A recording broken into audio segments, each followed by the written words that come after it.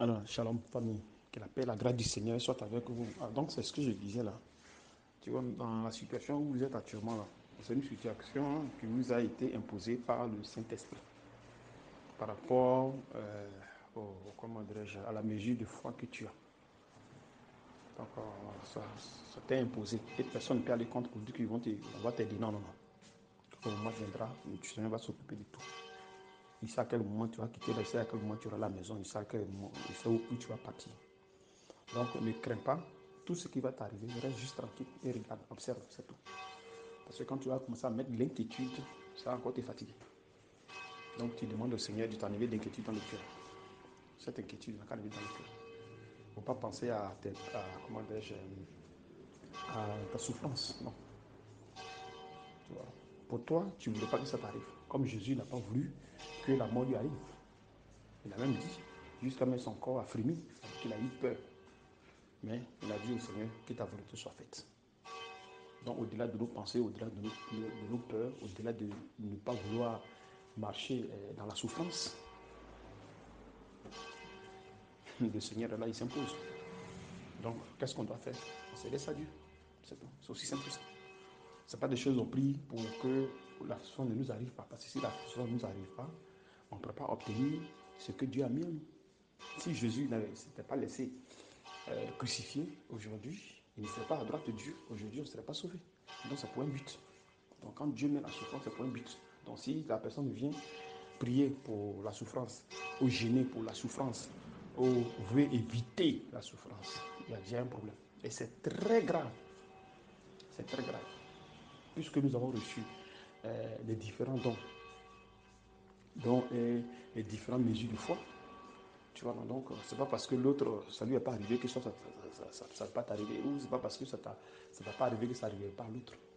Parce qu'il y a beaucoup qui ont cette conception-là. Et quand c'est comme ça, c'est pas bon. C'est pas bon. Quand Dieu dit ceci, vous n'avez plus à prier pour ça. Quand Dieu dit telle chose, tu l'auras, que déjà accompli, et tu commences à avoir des problèmes, à ce moment tu restes tranquille. Parce qu'on n'est pas là pour prier pour des problèmes. On n'est pas là pour chercher des solutions pour les régler. Non. On est là pour que lui, il accomplisse les problèmes. Parce que dans la situation où nous sommes actuellement, c'est une transformation. Donc, on n'est pas là pour régler les problèmes de Dieu. On n'est pas là pour régler nos problèmes. On est là pour chercher la face de Dieu. On est là pour enlever en nous le péché. Le péché qui est en nous, là, on doit enlever. C'est comme un verre qui est sale. Ce verre-ci, qui est sale, où l'eau, comment dirais-je, l'eau sale se trouve. Qu'est-ce que tu dois faire? Tu dois renverser cette eau sale afin de mettre l'eau propre. Tu vois, non? Donc, c'est comme ça. Donc, on verse l'eau sale et on met l'eau propre. Et on avance. Donc, pour enlever l'eau propre, là, il faut du travail. Il faut vraiment du travail. Tu as vu? Donc, l'eau sale qui est en nous, là, qu'on doit enlever, le travail, c'est le gel des prières. Puisque la foi attire les persécutions, donc forcément, on sera persécuté. Dieu va envoyer des persécutions pour que notre cœur soit formé et s'attacher à lui. Parce que pour que ce cœur s'attache à Dieu, il faut forcément les persécutions, afin qu'il crée en nous la patience. Il faut que cette patience en nous soit créée. Pas la patience de la chair, mais la patience de l'esprit. Parce que la chair, normalement, n'a pas de patience. Quand la chair a un problème, la chair veut régler ses problèmes automatiquement. Mais ça ne marche pas. Tu vois, quand tu es dans le monde, c'est comme ça. Bon, maintenant que tu es venu dans le corps de Christ, il y a une différence. Tu as maintenant un problème. Donc, comment il faut faire maintenant pour marcher dans la volonté de Dieu? Il faut forcément qu'il t'amène des persécutions. Tu vois, forcément, il faut forcément que les persécutions soient là pour que cette personne qui crée en toi sa patience. Et cette patience va t'amener à t'attacher à lui, à compter sur lui, à ne plus compter sur les hommes. Voilà, à compter sur lui. Lui et lui seul, pas une autre personne. Alors, quand vous dites souvent que ta volonté soit faite, que ta volonté soit faite, mais vous ne savez pas de quoi vous parlez. Parce que cette parole est tellement pesante que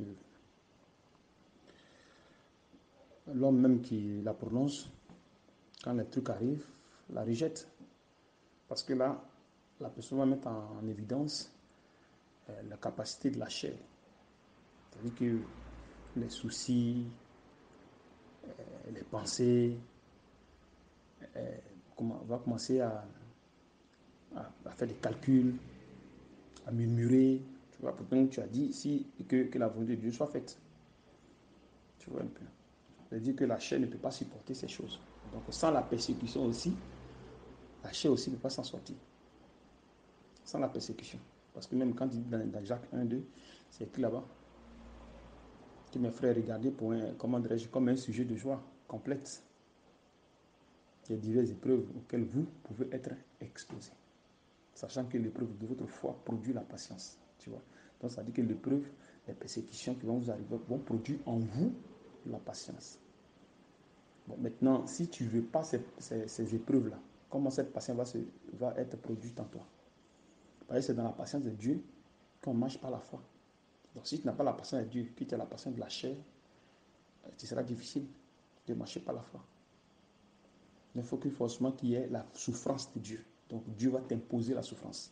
Ce n'est pas Satan qui impose la souffrance. Ce n'est pas Satan, c'est Dieu qui impose la souffrance. Puisque il a été clair en disant que vous n'êtes plus, vous ne vous appartenez plus. Vous appartenez à quelqu'un, mais c'est qui? À Christ. Quand vous n'êtes pas à Christ, vous appartenez au prince des ténèbres. Hein? Quand vous êtes en Christ, vous appartenez à Christ. Donc, quoi qu'il vous arrive, c'est le Seigneur. Ce n'est pas quelqu'un d'autre. C'est comme on voit Job. Job, quand il a été frappé par l'ennemi, et qui l'a envoyé? C'est Dieu. Quand Job est venu, il a eu à dire à Dieu que tu as quelqu'un sur la terre. Mais comment il a su? Il a dit il y a telle personne, telle personne, on ne peut pas toucher à cette personne-là. Donc, c'est-à-dire qu'il a eu à tenter. Mais la personne est protégée. Donc, c'est comme ça. C'est comme ça les enfants de Dieu. Et c'est après que Dieu l'a envoyé pour pouvoir maintenant. Donc, Dieu ouvre la porte et ouvre les trucs pour qu'on puisse t'attaquer. Donc, si vous recevez, si vous êtes dans le corps que vous avez ces persécutions, ne vous découragez pas. Soit vous pouvez être à la maison, comme moi, une fois, le Seigneur nous dit, la voix nous dit qu'ils vont couper le gaz. Mais nous, on n'a pas paniqué, on est resté tranquille. Même 5 francs, on n'avait pas pour payer la facture, tout, mais ils vont couper le gaz. 2 jours après, quelques jours après, le gaz est coupé. Mais on n'a pas paniqué. Si c'était avant, on allait paniquer. On allait chercher à savoir qu'est-ce qu'on fait avec les enfants. Voilà madame qui est malade. Voilà ceci, voilà cela. On n'a pas paniqué, on est resté tranquille. Resté tranquille comme ça, on est resté sans gaz. Et nous savons que Dieu règle les choses selon son temps. C'est quand le temps arrive qu'il règle les problèmes. Donc, si avant que le temps arrive, si tu commences à vouloir chercher, mais comment je vais faire? Mais je vais appeler qui? Je vais appeler. L'inquiétude, tu vas mettre déjà en avant. Il y a déjà un problème. Non seulement tu as fait tout ce tapage-là, mais le problème ne sera pas réglé. Tu as fait tout ce tapage, le problème ne sera pas réglé. Il va régler le problème au temps où il veut. Ou, s'il veut te mettre dans des problèmes, il y a d'autres mecs qui vont pousser, qui vont amener à gêner pour le problème qu'ils ont. Et ils vont se donner peut-être un temps. Dieu peut aussi te mettre aussi dans un piège. C'est-à-dire qu'il peut régler le problème, mais il faut te dire que c'est un cadeau empoisonné. Pour que tu puisses vivre cela et comprendre comment Dieu fonctionne. Tu vois. Mais on est resté tranquille. On ne s'est pas emmerdé. On est resté là. Un jour, le problème s'est réglé seul. Puisqu'on le connaît, on sait comment il fonctionne. On ne s'est pas embrouillé. Et le problème s'est réglé seul. Même si on partait demander service à quelqu'un, on ne devait pas demander service à quelqu'un avec la crainte. Non. Tu vois. On devait toujours garder notre calme tranquillement sans problème. Puisque c'est Dieu qui donne. Donc, si on a demandé qu'on ne nous ait pas donné, on ne devait pas se fâcher. On devait toujours rester tranquille. Mais ça ne nous est pas passé à l'esprit. On est resté tranquille. On s'est dit que Dieu règle toutes choses à son temps. Et il a réglé le problème. Comme une sœur à qui j'avais aussi exhorté une fois, avant que vous ne veniez, avant que le truc me soit créé, cette assemblée ne soit créée. Il y avait une sœur que j'avais exhortée qui est en France, qui est aussi avec nous, qui est dans dans le bloc du frère Junior, qui voulait un homme, en fait. Mais le problème, c'est que c'est comme le Seigneur l'a dit. Le Seigneur a été clair. Il dit, cherchez premièrement le royaume de la justice de Dieu dans Matthieu 6, 33. Cherchez premièrement le royaume de la justice de Dieu. Mais ça n'a pas été le cas. Tu vois. Pour ne pas que comment la chair prenne le dessus, alors il faut d'abord chercher le royaume, le royaume des cieux. C'est-à-dire que la vie de Dieu qui doit être inscrite en toi. Il faut d'abord chercher cette vie-là.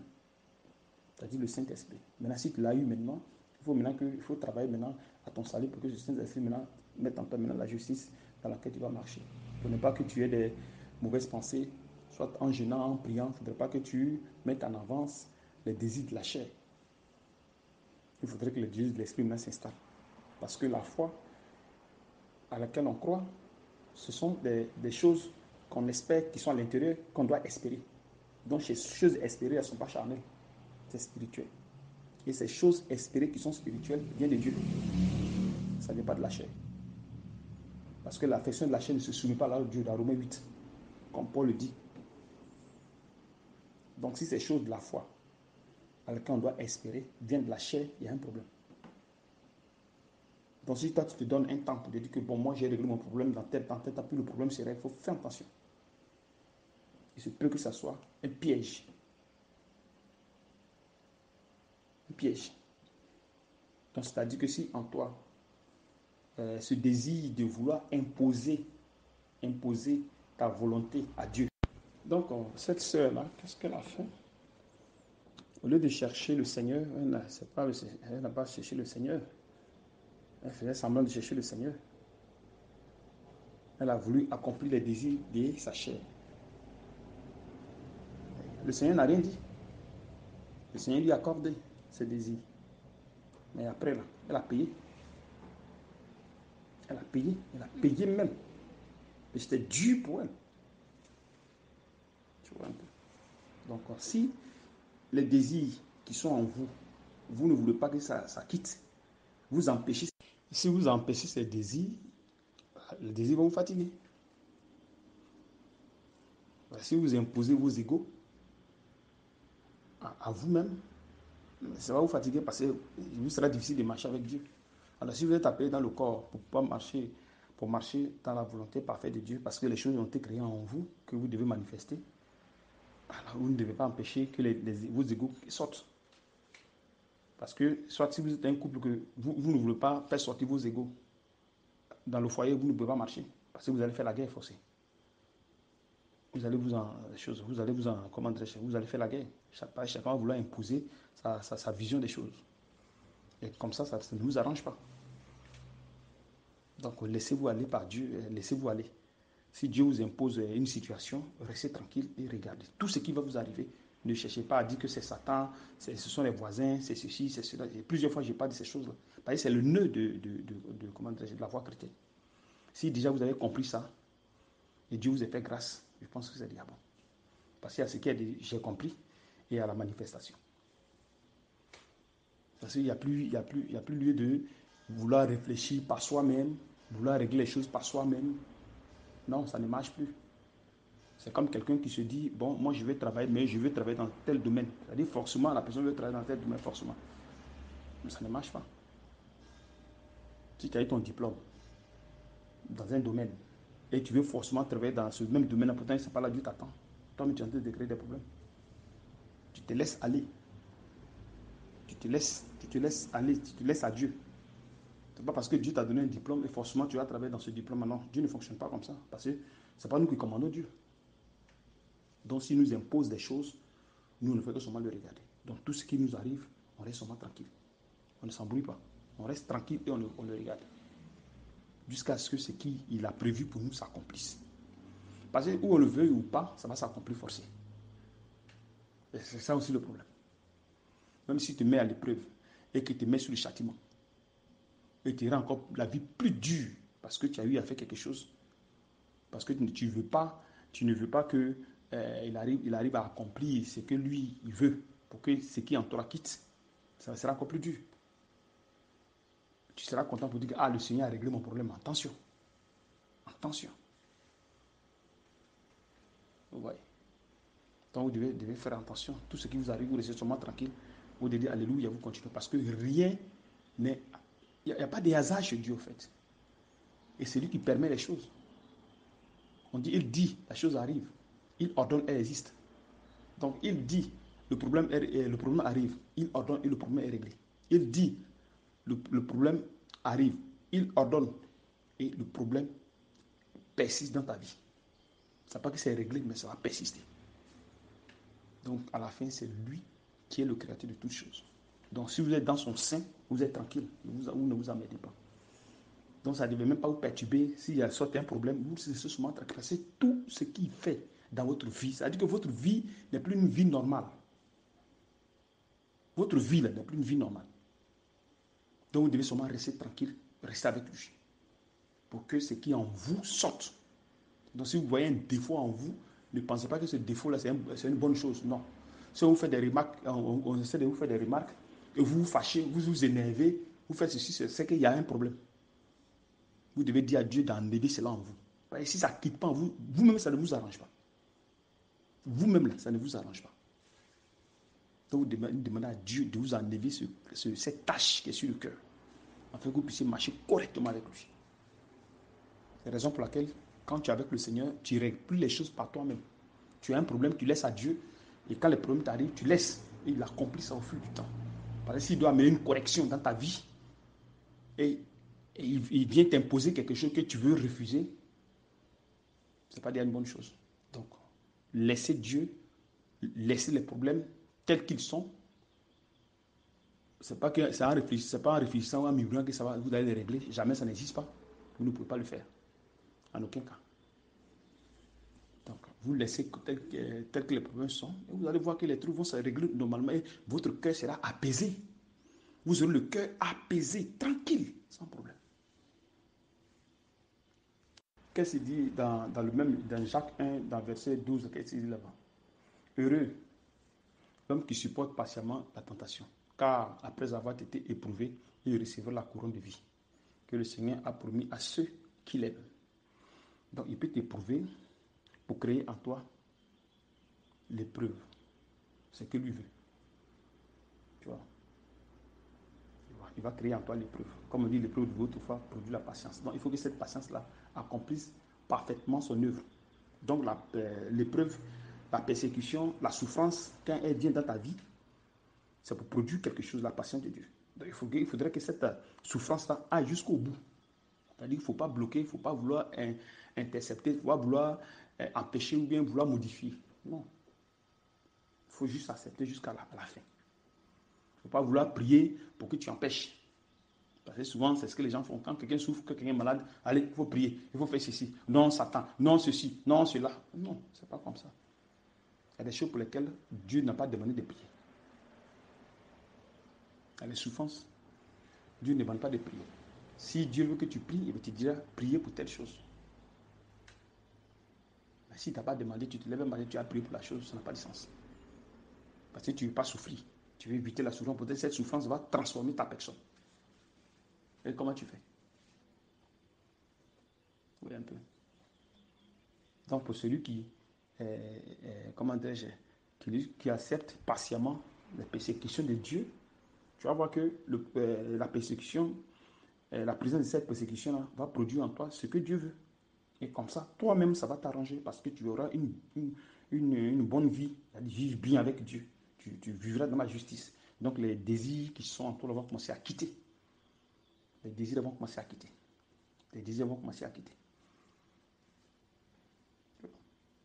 Maintenant, si soit ces tentations-là, si tu les considères comme un problème, toi-même, ça devient une charge dans ta vie.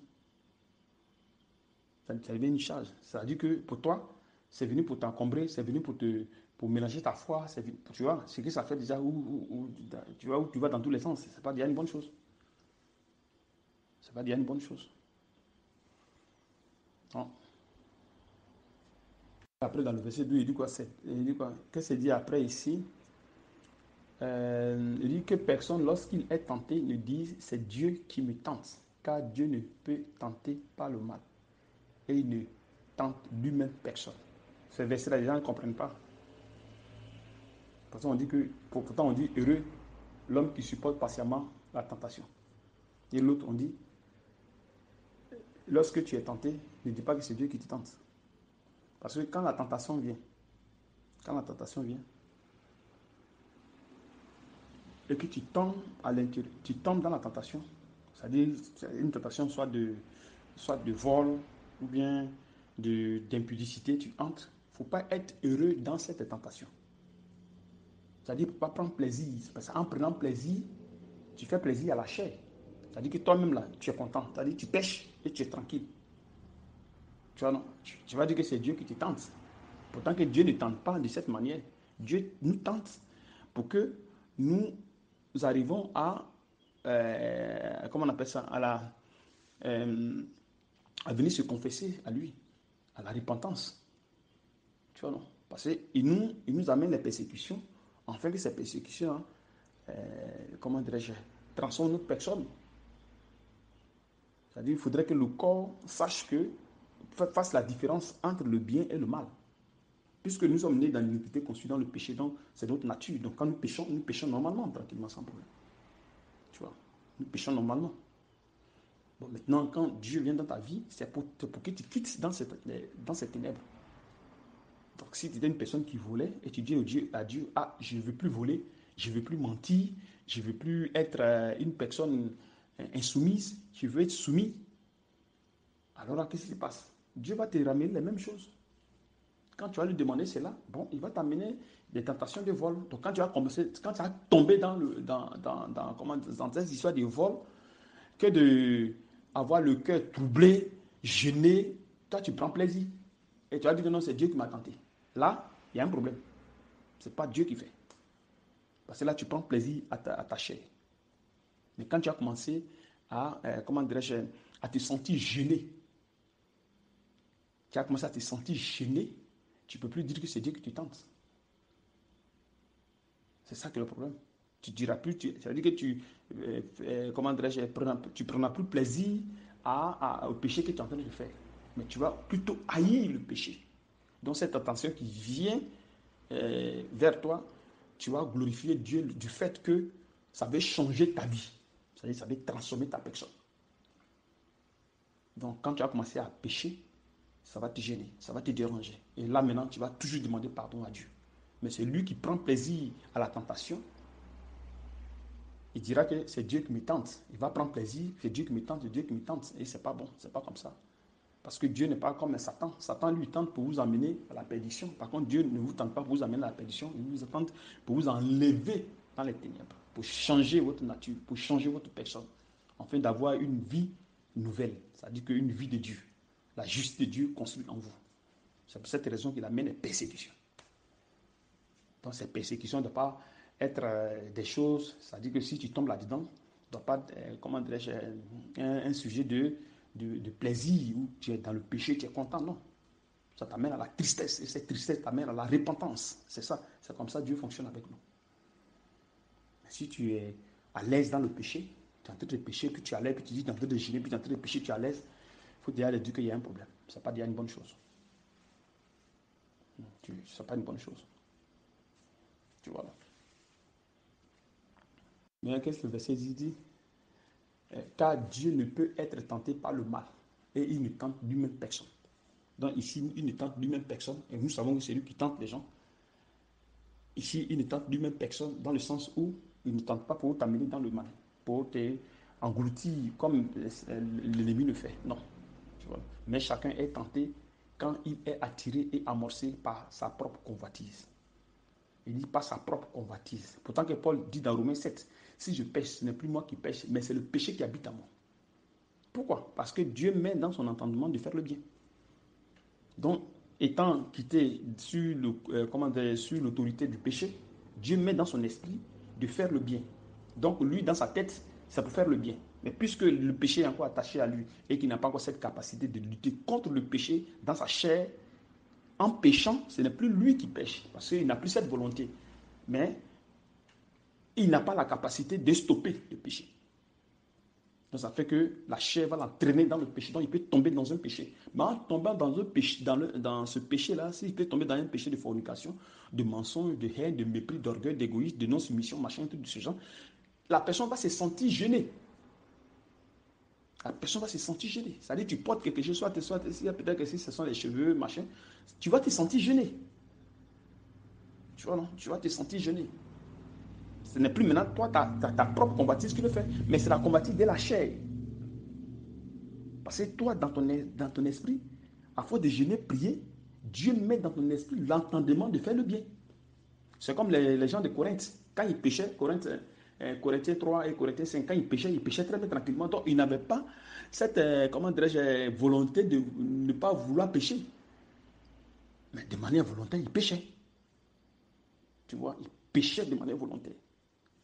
Pourtant, ils ne savent pas que c'est la persécution de Dieu, ce sont les tentations de Dieu. Dieu amène ça pour voir votre capacité. Mais en envoyant ça, vous tombez dedans. Vous voyez ça? Vous tombez dans ces choses-là. Et vous prenez plaisir même dans ces choses.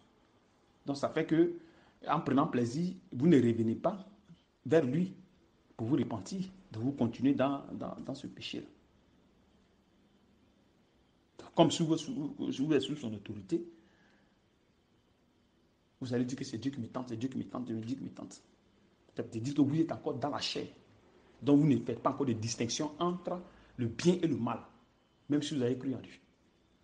Vous ne faites pas encore de différence entre le bien et le mal. C'est-à-dire que vous êtes encore plongé dans les ténèbres. Donc c'est avec les jeunes, avec persistance, allez, vous allez commencer à, grandir jusqu'à ce que vous arrivez à prendre conscience du péché que vous êtes en train de faire qui n'est pas bien. Ça veut dire là maintenant, Dieu va commencer à travailler maintenant pour que carrément ça quitte. Mais sinon, si vous êtes heureux dans ce péché, il y a un problème.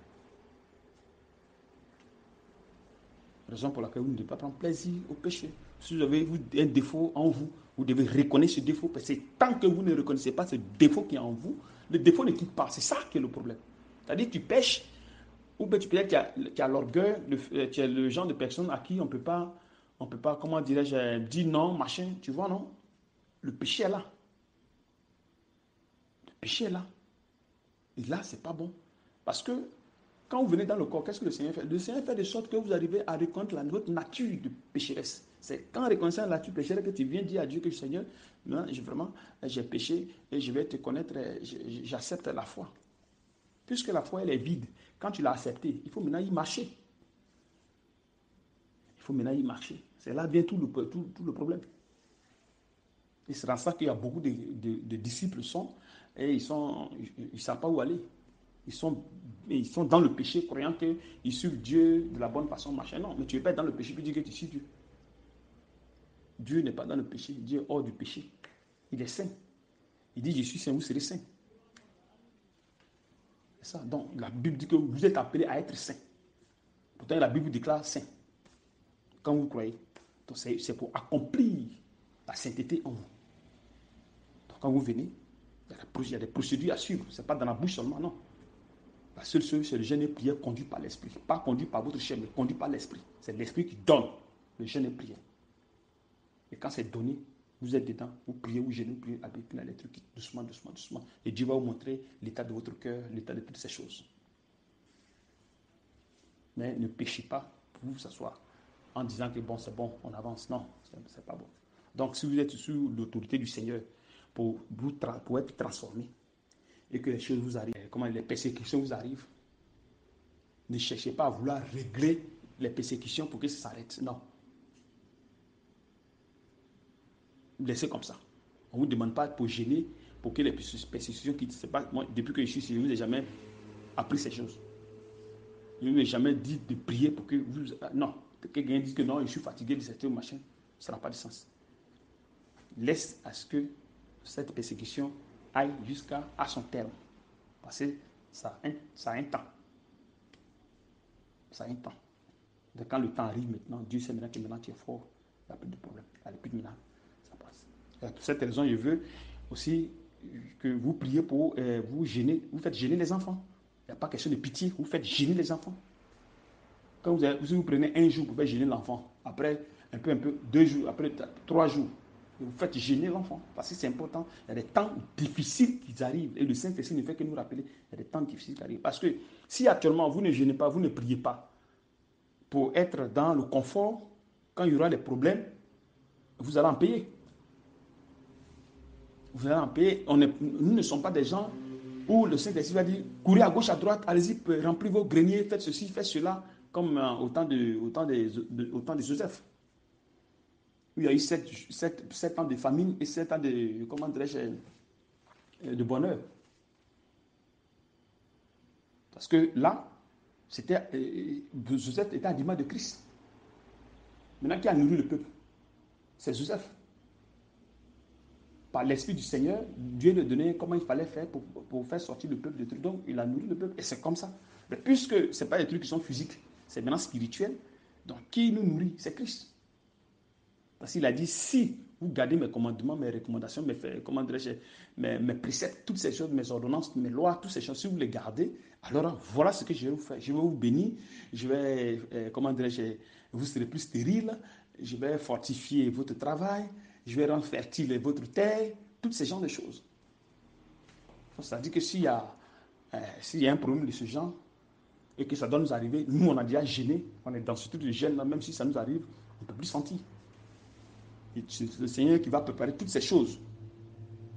Parce qu'on a cherché sa face et maintenant à lui maintenant de nous maintenant diriger comme il veut. Pour ne pas qu'on sente ces problèmes qui vont arriver. Parce qu'on dit des problèmes, des temps difficiles arrivent et le Saint-Esprit ne fait que rappeler cela. Ne fait que rappeler cela. Ne fait que rappeler cela. Donc vous devez prendre conscience de ces choses. Vous devez prendre conscience. C'est très important. Maintenant c'est le Seigneur maintenant qui va préparer notre grenier. Il va préparer tout pour nous.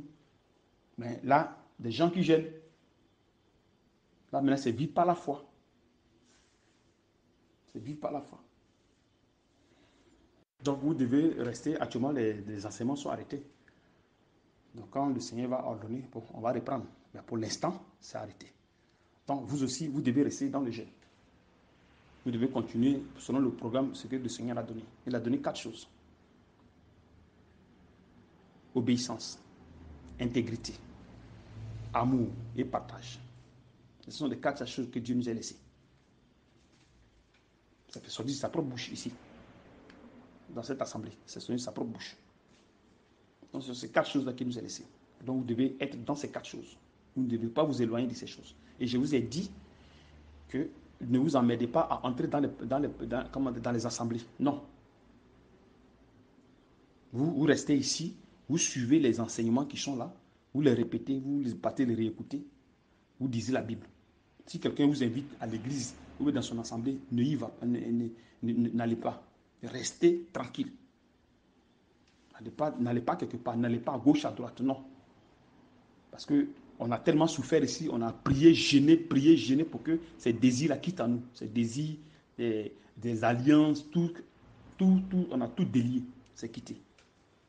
Donc, il ne faudrait pas que vous arriviez à vous emmerder encore pour vous recharger encore. Ça a créé des problèmes. Et vous savez, quand les démons partent, quand ils reviennent, c'est un danger.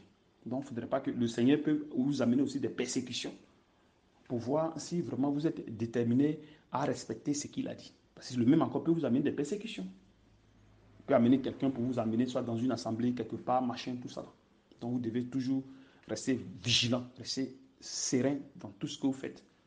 Donc, le Seigneur ne vous permet pas d'aller dans d'autres assemblées, aller prier avec les gens, faire ceci. Non, ce n'est pas le moment. Le moment, ce n'est pas ça. Votre tête, cherchez la face de Dieu, c'est tout. Ceux qui ont reçu le Saint-Esprit, alors là, vous continuez à gêner pour que la justice de Dieu se construise en vous. Ceux qui n'ont pas encore reçu, continuez à ce que le Saint-Esprit descende. Mais n'abandonnez pas. N'allez pas vous emmerder ou quelqu'un va vous inviter dans une assemblée. N'allez pas. N'y allez pas. Non. S'ils disent que le chrétien est chrétien, non, le chrétien n'est pas chrétien. Vous êtes dans votre couloir, vous restez dans votre couloir. Jusqu'à ce que le Seigneur maintenant vous conduise où il veut. Mais pour l'instant, vous restez là, ferme. Ni à gauche, ni à droite. Et c'est ce que je vous dis toujours. N'allez pas vous embrouiller. Sinon, vous allez vous créer des problèmes. Donc, restez juste tranquille dans votre position. Et avancez. Si le Seigneur ne dit rien, on le regarde seulement, nous tous, on le regarde. Moi, je le regarde comme vous le regardez aussi. Même chose. Nous tous, on le regarde. On attend. Et quand c'est comme ça, c'est bien parfait. Nous marchons clairement avec lui tranquillement sans problème.